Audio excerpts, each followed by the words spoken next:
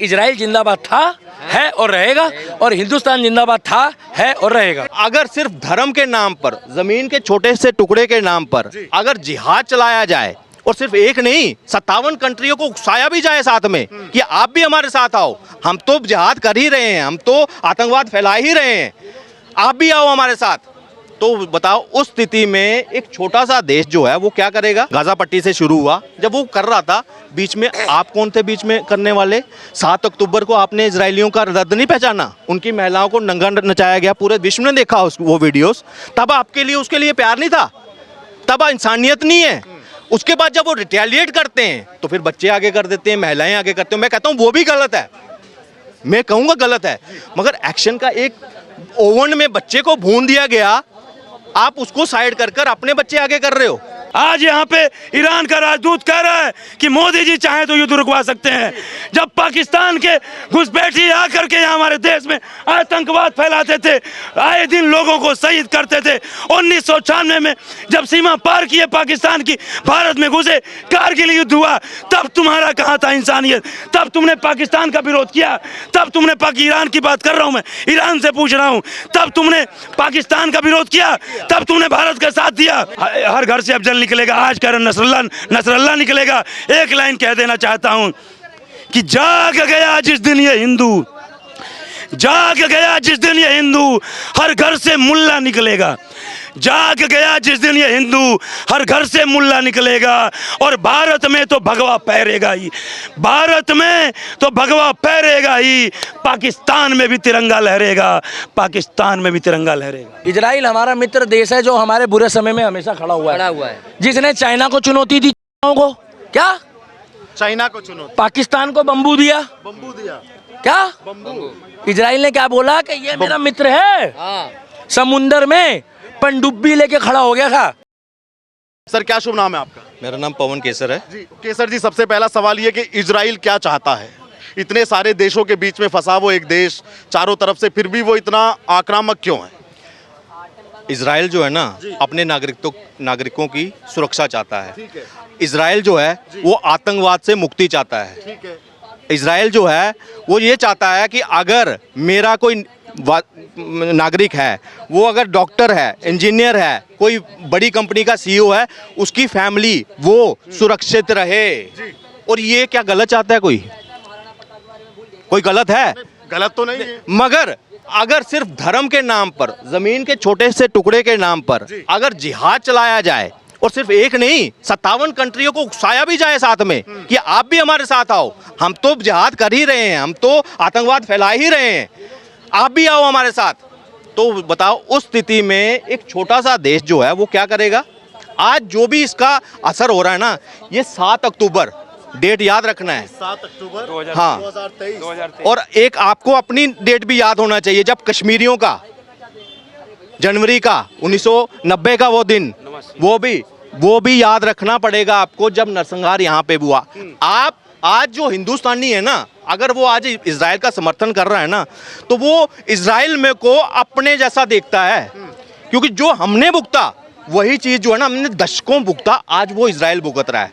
मगर हमारे बदनसीबी ये रही कि कमजोर सरकारें कांग्रेस से जो है वो रही, और सिर्फ थोड़ा सा पीरियड जो था वो इनका रहा, अटल बिहारी वाजपेयी जी का, उसमें भी युद्ध जीता है हमने युद्ध।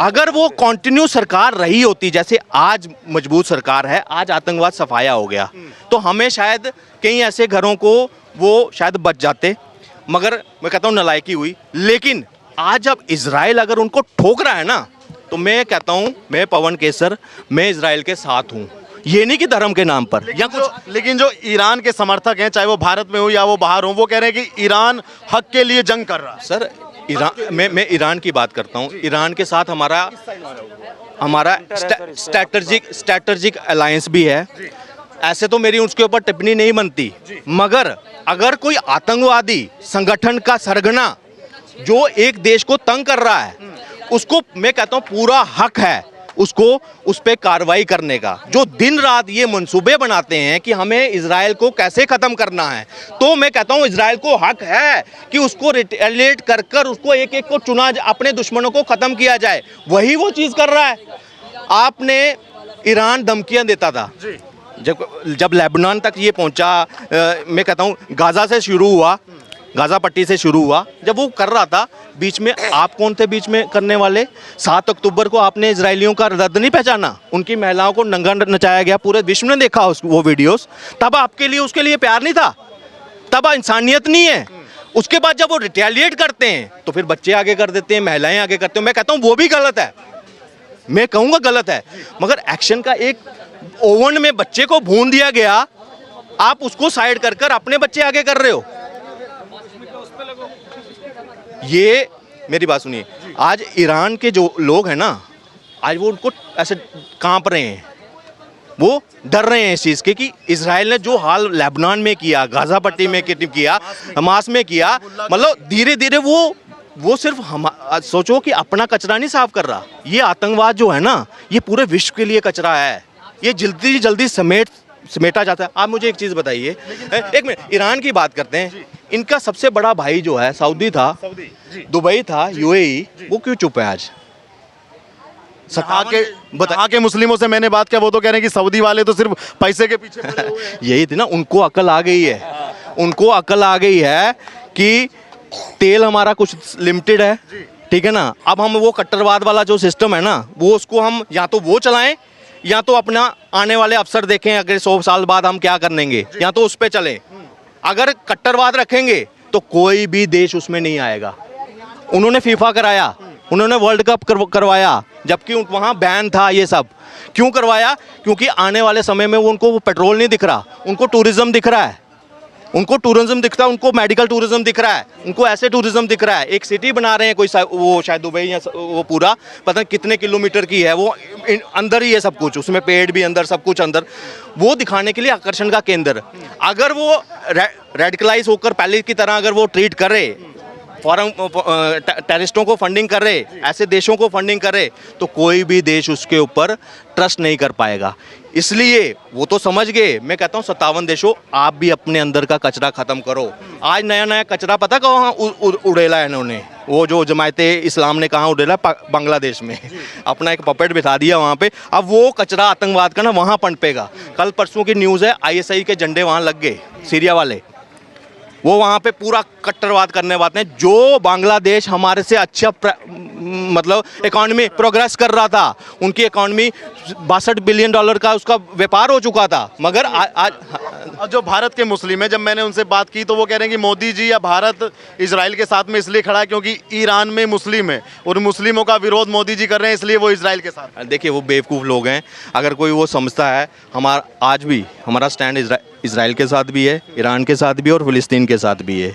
फर्स्ट ऐसी मैं कहता हूँ विदेश नीति ये सरकार लेकर आई है कि आज तीनों धड़े हमारी तरफ देख रहे हैं। इजराइल भी हमारी तरफ आंखें हैं कि इनका किसके वो आज अमेरिका को नहीं देख रहे। ईरान वाले आज उसके दूत ने कहा है कि मोदी जी जो है ना वहाँ रुकवा सकते हैं। जो ईरान का राजदूत यहाँ पे आकर कह रहा है। फिर लोग कुछ मीम्स बनाते थे, पापा ने आज देखो, मैं कहता हूँ जो आज समर्थन कर रहे थे ना नजरुल्लाह का, देखो आज आपके पापा ईरान वाले वो भी कह रहे हैं कि यहाँ वाला पापा वही रुकवाएगा यहीं वाला पापा रुकवा सकता है वार, क्योंकि उनकी टांगे कांप रही है। कभी सोचा ही नहीं, टेक्नोलॉजी गन उठाई चले, वो टेक्नोलॉजी में इतने आगे हैं, पेजर फाट रहे हैं, आगे जाकर क्या पता मोबाइल फटे, उससे लोग मारने शुरू हो जाएं, और ये उनसे लड़ेंगे, ये उनसे लड़ेंगे। एक चीज़ हो रहा है, 7 अक्टूबर है ना, ये मैं कहूँगा हम भी उसमें थे। अगर कश्मीर का देखा जाए, हम भी उसी दर से गुजरे हैं, मगर मैं कहता हूँ वर्ल्ड के लिए वो सबक होना चाहिए कि जो देश आज भी अगर आतंकवाद का अगर समर्थन कर रहा है ना, उसको बायकॉट करो, टोटली सैंक्शन लगवाओ उसके ऊपर। और ये नहीं कि सिर्फ अमेरिका ही बाप बनकर रहेगा, अब भारत भी जो है ना वो अपनी आंखें दिखा रहा है, और आतंकवाद के विरुद्ध एक ही पॉलिसी है कि जीरो टॉलरेंस। आतंकवादी जो भी बन पाएगा ना उसके साथ नो रिलेशन, कोई मतलब अपनी तरफ से बैन। आज भारत जो है ना बहुत बड़ा बाजार है, काश ये शक्ति ना पिछली सरकारों ने समझी होती तो आज पूरी दुनिया झुक रही होती है आज हमारे सामने, बिल्कुल होती।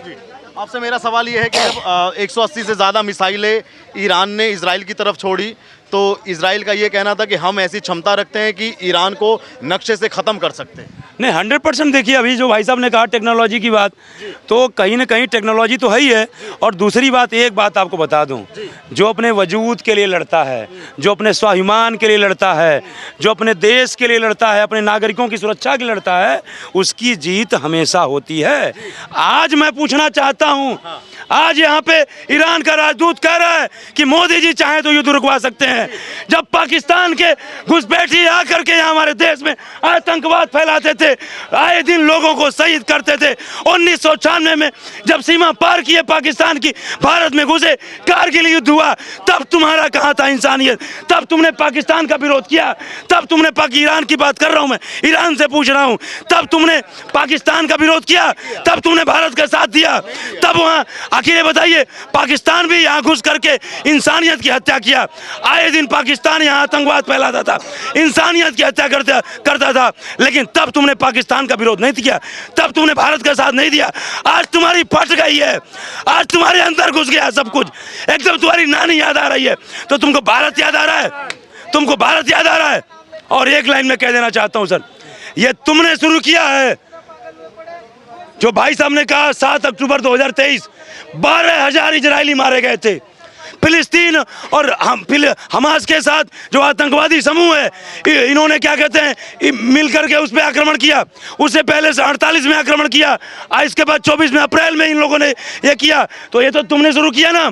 यदि तुम्हारे बीच में कोई विवाद था तो एक बार बैठ के तो सुलझाते, बात तो करते। और बात में एक उदाहरण देना चाहता हूँ, मैं हिंदू हूँ ना, लेकिन हिंदू में 4 वर्ण है, ब्राह्मण, ठाकुर, क्षत्रिय, वैश्य। तो मैं हिंदू हूं पहले, लेकिन मेरे ब्राह्मणत्व पे कोई प्रहार करेगा, मैं कह रहा हूं वो चाहे सिया हो चाहे सुन्नी हो, वो अपना अपना उसका जीवन पद्धति है। मेरे ब्राह्मणत्व पे कोई प्रहार करेगा तो वो क्षत्रिय हो चाहे वैश्य हो चाहे शूद्र हो, मैं उसे नहीं छोड़ूंगा। भगवान परशुराम विष्णु के 6ठे अवतार 21 बार क्षत्रियों को विहून कर दिए थे। विष्णु जी कौन बनेंगे वहाँ पे? क्या कह रहे हो? ईरान के लिए विष्णु जी का रूप धारण कौन करेगा? चक्र कौन चलाएगा वहाँ? भैया इजराइल तो काम कर ही रहा है, लेकिन आज बताइए, कह दिए ना, भारत चाहे तो युद्ध रुकवा सकता है। जब राक्षसों और देवताओं में कोई विवाद होता था, देवता लोग को लगता था अब कोई सहारा नहीं है, तो चलो भोलेनाथ के पास, चलो भोलेनाथ के पास। आज मैं मोदी जी को भोलेनाथ का दर्जा नहीं देता, लेकिन आज जो ये उदाहरण पेश हुआ है कि मोदी जी रुकवा सकते हैं, यहाँ भोलेनाथ के रूप में इजराइल ने उनसे सहारा मांगा है, उनसे क्या कहते हैं वो मांगा है। और सिर्फ 1 मिनट अपनी बात खत्म कर देना चाहता हूँ। आज ये लोग जो है, जो हमारे ही देश में हर घर से नसरुल्लाह निकलेगा, विरोध कर रहे हैं, ऐसे नारे लगा रहे हैं। क्या कहते हैं कि मोदी जी इसलिए नहीं चाहते हैं कि ईरान का युद्ध रुके क्योंकि मुसलमान है। ये बताइए, ये खाली अपनी रोजी रोटी सेकना चाहते हैं ये लोग। और अब एकदम हद हो गई है भाई साहब। मैं भी कह रहा हूं, क्योंकि बात लंबी हो जाएगी, संक्षेप में निपटा रहा हूं। मैं पहले सनातन राष्ट्र की परिकल्पना करता था, लेकिन जब से बांग्लादेश में हवाल में हिंदुओं के साथ अत्याचार हुआ, तब से मैं भी छोड़ दिया। मैं कहता हूं पहले भारत हिंदू राष्ट्र बने। जब तक हिंदू राष्ट्र नहीं बनेगा तब तक भारत सनातनी राष्ट्र बन ही नहीं सकता। तो इसलिए मैं कहता हूं, आज साला आए दिन जो है टट्टी जिहाद, तूक जिहाद, मूत जिहाद, ये जिहाद ये लोग कर रहे हैं। चर्बी क्या कहते हैं कि चर्बी जिहाद, मैं ये कहता हूं चलिए उसमें तो साले दोगले हिंदू, हमारे देश के दोगले हिंदुओं को मिला करके किया गया, तो मैं उनको भी नहीं मानता। लेकिन मैं वही कह रहा हूं, आज दिन आ गया है। और एक लाइन में कह के अपनी वाणी को विराम दूंगा कि बहुत हो गया लुक्का छिपी, बहुत हो गया लुक्का छिपी, अब तो आगे आना ही होगा। और भाड़ में गया भाईचारा। अब भारत को हिंदू राष्ट्र बनाना ही होगा, अब भारत को हिंदू राष्ट्र बनाना ही होगा। और जो लोग कहते हैं, इससे पहले भी कहते चलाए, अफजल, हर घर से अफजल निकलेगा, आज कह रहे नसरल्ला निकलेगा। एक लाइन कह देना चाहता हूं कि जाग गया जिस दिन ये हिंदू, जाग गया जिस दिन ये हिंदू, हर घर से मुल्ला निकलेगा। जाग गया जिस दिन ये हिंदू, हर घर से मुल्ला निकलेगा। और भारत में तो भगवा फहरेगा ही, भारत में तो भगवा फहरेगा ही। पाकिस्तान में भी तिरंगा लहरेगा, पाकिस्तान में भी तिरंगा लहरेगा। क्या कहना चाहेंगे जो आज का आपने देखा कि हमला चल रहा है, युद्ध चल रहा है, वो कह रहे हैं कि हम अपने हक के लिए जंग कर रहे हैं, वो कह रहे हैं कि भाई हम अपनी सुरक्षा कर रहे हैं, किसको ठीक मानते हैं? इसराइल ठीक है भाई, इसराइल ठीक है। बिल्कुल। देखिए, इसराइल ने आज तक कभी किसी देश पे पहले आक्रमण नहीं किया।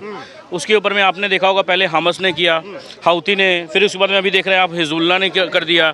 तो ये सब देखिए, इसराइल को राइट है अपने आप को डिफेंड करने का, और ये चीज़ बाइडेन ने भी कहा है, यूके के प्राइम मिनिस्टर ने भी कहा, और आज जयशंकर ने भी कह दिया। तो इसमें कोई किंतु परंतु नहीं भाई, आपके अस्तित्व के लिए लड़ाई है, और वो क्यों नहीं अपने आप को सेल्फ डिफेंड करेंगे? डिफेंड करना भी चाहिए। और आपको मैं एक बात बताता हूँ, इंडिया में और इसराइल में ज़्यादा का फ़र्क नहीं है। इंडिया को ये इसराइल को कौन सता रहा है? हिजबुल्लाह, हमस और हाउती। इंडिया को कौन सता रहा है? पाकिस्तान के ये चंद टुच्चे लोग, जैसी मोहम्मद, फिर उसके बाद में लश्कर तैयबा और हिजबुल मुजाहिदीन, यही लोग हैं। देखिए, इसराइल और इंडिया में ना ज़्यादा फर्क नहीं है। तो मैं यही बोलना, आतंकवाद से घिरा है और भारत भी आतंकवाद से घिरा हुआ है। ये बात सोचने की है कि हमें भी परेशान किया जा रहा है, उनको भी परेशान किया जा रहा है लगातार। हमें भी अपना अस्तित्व देखना पड़ेगा, और ये जो लोग कहते हैं ना कि पैलेस्टाइन को सपोर्ट करना चाहिए, हमें पैलेस्टाइन को सपोर्ट करना चाहिए, गांधी जी ने पैलेस्टाइन को सपोर्ट किया था। अरे भाई, गांधी जी ने तो पाकिस्तान को भी सपोर्ट किया था, क्या अब हम पाकिस्तान को सपोर्ट करें? ये लोगों की, मतलब मैं क्या बोलूँगा, मंशा क्या है। आज छोटे छोटे बच्चे बोल रहे हैं कि हर घर से नसरुल्लाह निकलेगा। तो ये बताइए कि उन छोटे बच्चों में कौन जहर फैला रहा है, कौन जहर बुरेद रहा है? बताइए, छोटे बच्चों में। क्या लगता है कि ये युद्ध महायुद्ध की तरफ बढ़ेगा? क्या संभावनाएं लगती हैं? क्या इसके आने वाली क्या कल्पना कर सकते? देखिए, बात है, जितने भी most of the Islamic nation है ना, उसने तो एक पैक्ट बना रखा है इसराइल के साथ कि हम आपके साथ में झगड़ा नहीं करेंगे, एक पूर्ण विराम कर रखा है। उनको भी पता है भाई, संधि कर रखी है उनको भी, समझौता के लिए। तो कुछ नहीं होने वाला है। देखिए, वर्ल्ड वार क्यों होगा, और किसका इतना क्षमता है वर्ल्ड वार करने का? आज देखिए, जब इंडिया यूएनएससी का परमानेंट सीट का बिड कर रहा है, इंडिया के साथ में इतने देश खड़े हैं, समझे? और ये सब जो वार है ना, वार सिर्फ इंडिया रुकवा सकता है।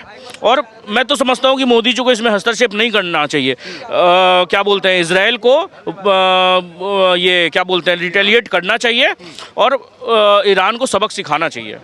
लेकिन उनके जो सुप्रीम लीडर हैं खामेनेई, जुम्मे की नमाज के बाद वो तो कह रहे हैं सब मुसलमानों एकजुट हो जाओ, इजराइल के खिलाफ में चलो, और वो तो बदला लेने की बात भी कह रहे हैं, और कह रहे हैं कि जहाँ तक हमला करना पड़ेगा करेंगे हम, और किया भी। देखिए, कुछ भी नहीं है। अगर वो कह रहे हैं कि सारे मुसलमान देश, तो सारे मुसलमान देश कहाँ एक हो गए हैं? कौन से मुस्लिम देश का उनके साथ में स्टैंड है? एक पाकिस्तान, जिसके पास खाने का रोटी नहीं है, वो बोल रहा है कि आप लड़िए, हम आपके साथ में हैं। देखिए, बात क्या है ना कि इस देश में इसराइल को हम सपोर्ट करते हैं, इसलिए सपोर्ट करते हैं, $4.8 बिलियन का हमारा उनके साथ में लेन देन है, समझे? इसलिए नहीं कि हम ईरान के साथ दे दें क्योंकि हमारा तेल का उससे वो है। भाई, हम रशिया से भी तेल खरीद सकते हैं, और रशिया से तेल हमने खरीदा कोई पैसा दे के नहीं, पानी के मुताबिक हमने वो तेल खरीदा उससे। तो मोदी जी को पता है कि क्या करना है इस देश में और क्या नहीं। ईरान को हम चाय भी देते हैं, जो चाय का जो पत्ती होता है वहाँ से वो भी। बिल्कुल, अरे देते हैं सर, मानते हैं, मगर एक देश को जो 1965 में 1971 में कारगिल वार के टाइम में हमें मिसाइल दे रहा है, वो तो उसको हम नहीं भूल सकते ना। हमारे देश को जब सबसे ज़्यादा ज़रूरत था तो कोई देश नहीं, इसराइल खड़ा हुआ, तो हम कैसे इसराइल को भूल सकते हैं? इसराइल के साथ खड़े हैं हम। चाचा, आपके पास भी आऊँगा। एक सवाल आपसे कि नारे लगाए जा रहे हैं कि हर घर में वो निकलेगा, कौन वो? नसरुल्लाह। देखो भैया, मेरी बात सुनो, नसरुल्लाह कौन देश का है? नसरुल्लाह कौन से देश का है? नसरुल्लाह जो हिजबुल्लाह का जो चीफ था। हाँ, हमारा हेड कौन है? यहाँ का चीफ कौन है? हमारा चौकीदार मोदी जी है। उत्तर प्रदेश का चीफ कौन है? योगी जी है। ये नसरुल्लाह जो है ना, उनके आगे पानी भरते हैं।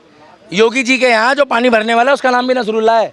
क्या नसरुल्लाह है उसका? हाँ, वो गाड़ी साफ करता है उनकी, वो गाड़ी साफ करता है। और रहा सवाल इजराइल का, तो जितना पावरफुल इजराइल है ना, तो यहाँ जितने भी लोग बैठे, मैं सबको कहूँगा कि भैया पवन भैया एक बार इजराइल के लिए जोरदार ताली होनी चाहिए भाई। आप पूछो क्यों? हर घर में एक योद्धा है, हर घर में योद्धा है। हमारे यहाँ इंस्टाग्राम वाले योद्धा हैं, फेसबुक वाले योद्धा हैं, ट्विटर वाले योद्धा हैं, अश्लील वीडियो देखने वाले योद्धा हैं, मियाँ खलीफा देखने वाले योद्धा हैं। मगर इजराइल में वहाँ के लोग इंस्टाग्राम, फेसबुक, यूट्यूब नहीं चलाते। वो लोग कहते हैं हम जिएंगे इजराइल के लिए और मरेंगे इजराइल के लिए। मगर हमारे यहाँ कहते हैं हम धर्म के लिए मरेंगे, जातियों में बटेंगे और एक दिन कटेंगे। आज तो मोदी का भी बयान आ गया, आज तो मोदी ने भी कह दिया कि बटोगे तो कटोगे। क्या बटोगे तो कटो। सरदार जी ने भी सही बोला है, बटोगे कटोगे तो साइड में सटोगे। अब साइड में सटोगे तो राहुल गांधी खेतों में जलेबी उगा रहा है। हटना, वो देखो जलेबी उग रही है, वो देखो। अरे इजराइल में राहुल गांधी कहाँ से? वो देखो राहुल गांधी ने जलेबी बोई है।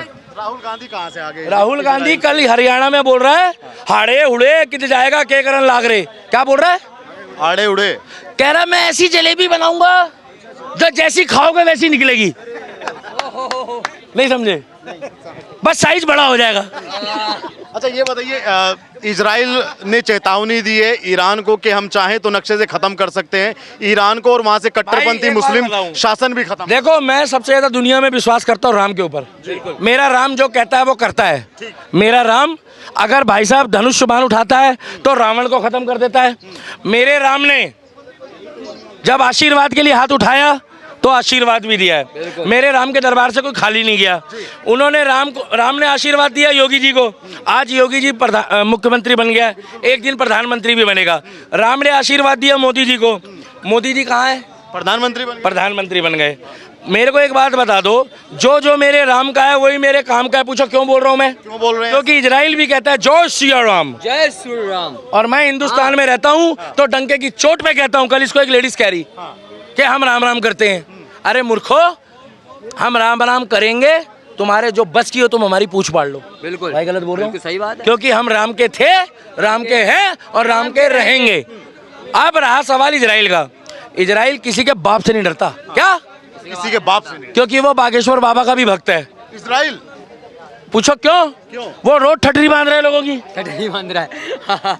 आपके एक बात बताओ, ईरान कहता है हम ये कर देंगे, हम वो कर देंगे, करके दिखाओ ना साले बुड़वक।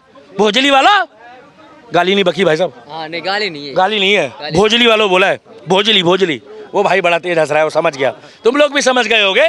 हलाला वाला ये डी न्यूज पेपर की वीडियो निकाल के एडिट करके डालोगे। अम्मी दिल्ली के दीपक की वीडियो आ गई है, चलो एडिट करके डालते हैं। रुको जरा, सब्र करो, धक्का मुक्की नहीं करने का। तुम्हारा घर चल रहा है मेरी वीडियो से, तुम्हारा घर चल रहा है अब्दुल मेरी वीडियो से। अब्दुल पे गुस्सा, अम्मी पे गुस्सा क्यों है आप? अब्दुल और अम्मी पे दोनों। अब मुझे एक बात बता दो, इजराइल रात दिन टपाटप ले रहा है। क्या छेद कर रहा है? ले रहा है? हाँ। और वहां पर सऊदी का शेख जो है भाई साहब वहां मुजरा करवा रहा है। मैं आज ही वीडियो देख रहा। हबीबी वहाँ गाने बज रहे हैं, डीजे बज रहे हैं। वहाँ गाना बज रहा बादशाह का, डीजे वाले बाबू मेरा गाना बजा दे, डीजे वाले बाबू मेरा गाना बजा दे। और इजराइल कह रहा है क्या कि सेना वालों बंदो मिसाइल चला दो, सेना वाले बंदो मिसाइल चला दो। अरे मेरे भाई मेरे को सुनो, मानवता के साथ हूँ। किसी का बच्चा मर रहा हो, किसी की बीवी मर रही हो, मुझे दुख है। मगर जब तुम किसी से पड़ी लकड़ी लोगे, अगर तुम्हारे घर में कोई छेद करेगा दीवार में, तुम उसको नहीं छोड़ोगे। इजराइल के 4 करोड़ लोग हैं, लगभग 4-5 करोड़ की आबादी है। वो 4-5 करोड़ लोग योद्धा हैं और वो किसी परिचय के मोहताज नहीं है। और हम उसका सम्मान, उसका मान प्रत्येक हिंदुस्तानी जो दोगला नहीं होगा वो मरते दम तक करेगा। पूछो क्यों? सैलरी आपको मिलती है, पूछो क्यों? एक बार और पूछो क्यों? अरे भाई क्यों? तुम्हारे कान में पतंजलि का तेल है इसलिए तुम्हें सुना रहा हूँ। इजराइल हमारा मित्र देश है जो हमारे बुरे समय में हमेशा खड़ा हुआ है। जिसने चाइना को चुनौती दी, को क्या चाइना को चुनौती, पाकिस्तान को बम्बू दिया। क्या इजराइल ने क्या बोला कि ये मेरा मित्र है। समुंदर में पनडुब्बी लेके खड़ा हो गया था। समुंदर में पनडुब्बी जिसको बोलते हैं समरीन। चले तुम्हारी इंग्लिश आती है क्या? गुस्सा नहीं। समरीन लेके खड़ा हो गया और समरीन में था एटम बम। क्या एटम बम? उनने क्लियर कह दिया चाइना को, ओए पीछे हट जा नहीं तो समरीन को मिसाइल छाड़ दूंगा। तो चाइना पता क्या कह रहा है, चाचू ची, हम पीछे हट रहे हैं। ऐसी बोलते हैं वो, मुझे क्या पता। अब मेरे को थोड़ी आती है चाइनीज, क्योंकि भाई साहब इसीलिए। और अगर दोस्त दोस्ती निभाए, चाहे वो हिंदुस्तान का किसी दोस्त हो, चाहे वो बाहर वाले का हो, और चाहे आकाश तो आगे तुम्हारा मित्र हो चाहे तुम्हारा हो, अगर दोस्त दोस्ती निभाए तो कम से कम उसका साथ जरूर देना चाहिए। आज इजराइल को हमारी जरूरत है। और जरूरत क्या है? इजराइल का राष्ट्रपति के पास जब मोदी गया ना तो सीना उसका फक्र से, क्या नाम है, यादुनीन पुतिन, व्लादिमीर पुतिन, रूस के ना। हाँ नहीं इजराइल वाले का क्या नाम है? नेतन्याहू। Benjamin Netanyahu. हाँ बेंजामिन नेतन्याहू। एक रेड बंदा है उसके लिए सिटी। हाँ और इजराइल वालों चाकते फट्टे ना पते गिल्ली सवेरे जलंधर और शाम नु दिल्ली पूरा इजराइल एक नंबर देश है भाई, एक नंबर देश है। तुम लोग रात दिन झंडे लेके निकल रहे हो, मैं तो इनको कह रहा हूँ कि तुम जाओ, क्या जाओ वहाँ हमास में खड़े हो, हाँ जहाँ पर वहाँ झगड़ा सुलझाओ। अगर तुम बच के वापस आ गए तो मोदी तुम्हारे को स्वागत करेगा, नहीं आए तो बुरा मत मानना, फिर वहीं रह जाना, फिर हम यहाँ क्या करोगे क्या करोगे? दीपक भाई मेरा आपसे एक सवाल ये है कि जब रूस और यूक्रेन का युद्ध चला तो बहुत से लोगों ने मोदी जी का मीम बनाया कि पापा ने वॉर रुकवा दी, मोदी जी को ऐसे बोला। आज ईरान के राजदूत हैं, उनका नाम है इराज इलाही, वो कह रहे हैं कि भारत चाहे हस्तक्षेप करना चाहे तो युद्ध पे विराम लग सकता है। भारत कहीं हस्तक्षेप नहीं करेगा, मोदी जी बड़ी लकड़ी नहीं लेते, क्या बड़ी लकड़ी नहीं लोग बड़ी लकड़ी नहीं लेते, एक योगी और एक मोदी, और कनॉट प्लेस में दिल्ली का दीपक। और अगर बड़ी लकड़ी खुद आके मेरे ऊपर चढ़ेगी तो भाई साहब फिर बुरा मत मानना, चोर की दाढ़ी में तिल का नहीं पूरा बांस दे दूंगा। बिल्कुल आगे से कोई आएगा तो छोड़ूंगा नहीं, और शुरुआत मैं करता नहीं हूँ क्योंकि मैं राम का भक्त हूँ। मैं गौ रक्षक जितने मेरे भाई हैं मैं उनको जानता हूँ, मैं उनको प्यार करता हूँ। मोदी जी कभी भी बड़ी लकड़ी नहीं लेंगे। हाँ, अगर ईरान कुछ फिरकी ले, कुछ फालतू बोलेगा तो मोदी जी हस्तक्षेप करेंगे, क्योंकि मोदी मैजिक है, मोदी जो बोलता है लोग सुनते हैं। मगर भारत के लोगों को बवासीर होती है। अरे तुम्हें चाय वाला हजम नहीं हो रहा था, अब राहुल गांधी चिरकुट तुम्हारा जलेबी बना रहा है, जलेबी माथुराम की जलेबी। अरे किसी की भी, तुम प्रचार भाई में काय कर रहे हो, इतना बड़ा चैनल है, ये काट देना भाई साहब नाम उसका।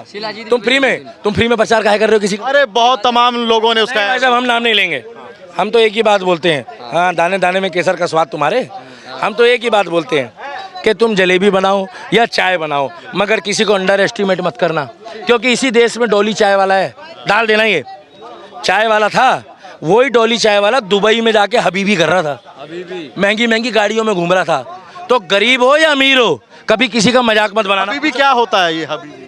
क्या मालूम, वहाँ डांस करते कहते अल हबीबी अल हबीबी अल हबीबी, वहाँ का फैशन है, वहाँ डांस करता है। तो मैं इतना जानता हूँ कि कभी किसी को छोटा और बड़ा मत समझना। क्या आज से 3 साल पहले जो लोग मेरा मजाक बनाते थे ना, आज आके लोग मेरे साथ जब फोटो खिंचाते हैं तो उनको पीछे से बवासीर हो जाती है। कुछ लोगों को पूछो क्यों? इसे कहते हैं राष्ट्रवाद, धर्म, फैन फॉलोइंग। और दिल्ली के दीपक के आगे एक सिस्टम चल रहा है जिसे बोलते हैं कोई टिक सकता है क्या, क्योंकि मैं सच बोलता हूँ।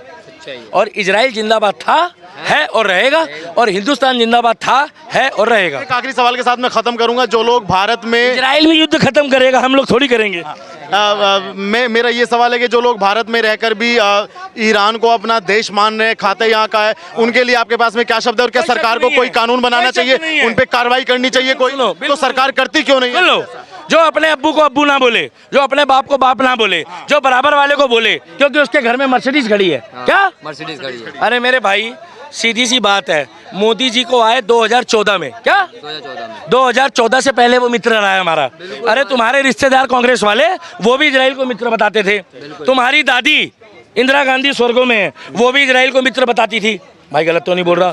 तुम्हारे पिताजी राहुल गांधी जलेबी वाले, नाम जलेबी भाई, भाई नहीं, चुप, भाई भाई भाई राहुल गांधी का नाम आज से नाम जलेबी भाई, जलेबी भाई। तुमने भाई तो सुनी थी, ये राहुल गांधी जलेबी भाई है। नहीं तो ऐसे लोगों के लिए सरकार को कानून बनाना चाहिए। कोई कानून नहीं बनाना चाहिए, इनके मुंह में सीधा जो है ना, इनके मुंह में सीधा टपा टप वही लगा दो। क्या वही सफेदा, किस चीज का सफेदा? अरे वो नहीं यार, नीचे वाला नहीं बोल रहा, वो वाला बोल रहा हूँ जो फेविक्विक वाला होता है। वो भाई बड़ी तेज हंस रहा है यार, वो बड़ी तेज हंस रहा है। इनका मुंह बंद कर दो। इनका मुंह बंद कर दो। देखो ऐसे में बुलडोजर चलाना ठीक नहीं है, ऐसे में बुलडोजर चलाना ठीक नहीं है। हाँ ये जरूर है कि अगर वो झंडा लेके चलते हैं ईरान का, किसका? ईरान का। तो वही झंडा जो है वो पीछे से टेढ़ा करके जो है पिछाड़े में डाल के मोर बना दो। बिल्कुल तेल ऐसा रहेगा। तो इसीलिए हम कह रहे हैं तेल हबीबी है। क्या इजराइल में? तेल हबीबी। इजराइल में तेल हबीबी। एक बार और, इजराइल में तेल हबीबी। उन्हीं का तेल लेके टपाटप चलाना शुरू कर दो ईरान वालों की। जय श्री राम, जय श्री राम। तो इजराइल पे, ईरान पे आपने इन लोगों की बातें सुनी। आप भी क्या सोचते हैं कि जो अभी युद्ध चल रहा है, क्या यह युद्ध महायुद्ध की तरफ बढ़ेगा और इजराइल कहां तक इसमें शक्तिशाली साबित होगा, या जो और जो उसके आसपास में कंट्रियां हैं वो शक्तिशाली साबित होने वाली हैं आने समय में? आपकी क्या राय है आप ज़रूर बताइएगा, और चैनल पर नया है तो चैनल को सब्सक्राइब कीजिएगा। धन्यवाद।